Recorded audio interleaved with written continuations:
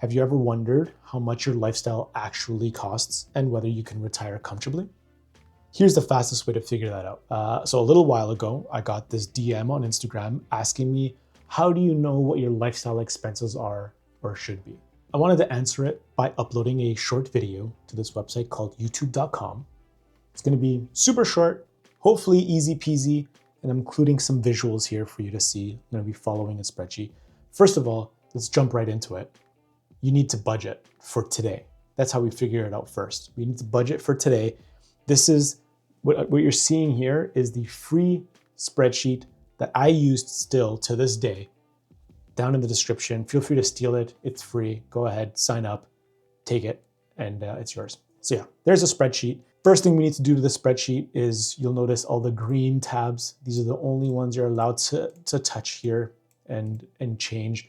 Again, you could do whatever you want. If you're good with spreadsheets, take it and manipulate it how you like. But the green slots are the only ones that you need to touch. Everything else has an algorithm attached to it. So the first thing you need to add is your income. Okay, so you add in your income. This spreadsheet specifically assumes you get paid twice per month, okay, bi-weekly. Okay, so we add in your income. The second most important part here is this right here. This is the pay yourself section. Everyone should have this. This is what comes to me. So my savings, my vacations, all the spending that I want to do. This is all the money that goes to me before it even touches or goes to my bills. Okay, cool. We have my income. We have what I plan to put in, even if it's a little bit, towards my savings and investments.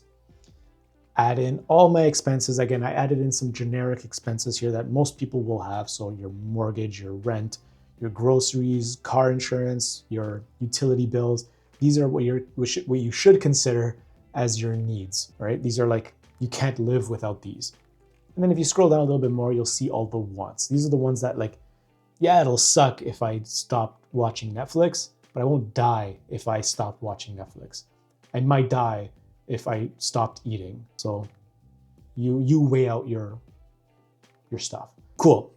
Now I'm going to show you the most important number here, which is this one right here under spending. Okay. This is the number that is left over after you pay yourself and after every single expense, every single paycheck.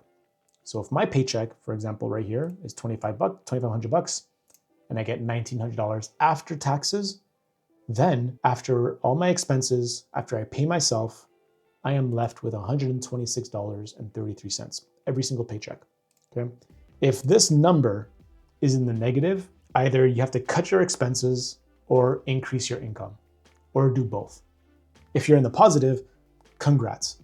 You know what you could safely invest or save. And again, that's if you're in the positive. After everything should be in here. You have your monthly, your per pay, and your annual all distributed right here. At the very bottom, this is your current lifestyle costs every single year. Keep in mind that also includes the pay yourself section.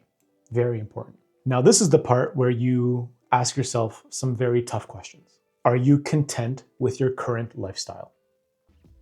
You can pause the video, maybe you take out a little notebook and jot it down if you want. But ask yourself, are you happy with your current lifestyle? Do you hope for more in your later years, or are you okay with less? Let's say that you are content with your current lifestyle. Then you take that annual number right here, right? You take that annual number and you multiply it, you add 4% or multiply by 0.04. You want to add by 4% because that's a rough rule of thumb for inflation. So you know how much you'll actually need in the future. But when you retire, I'm sure you're not going to need a lot of the stuff that you have like today.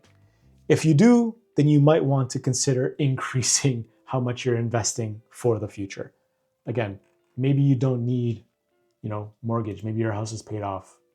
Maybe you don't need a car insurance because you decided to start riding a bike. Who knows? Maybe we won't need phone bills or internet in the future because we have like AI chips or some stuff. Who knows? So those are the main questions. Are you happy with how you live today? Do you want more later, or are you okay with less? These answers will tell you how much you actually need to plan for for your future. And that said, this is the most important number right here, right? If this is more than what you make in a year, again, either consider cutting some things out or increasing your income. Please like this video and subscribe. We do this every single week. Comment or DM me a question, because that's exactly how I steer these future videos for you. And I'll see you next week. Peace.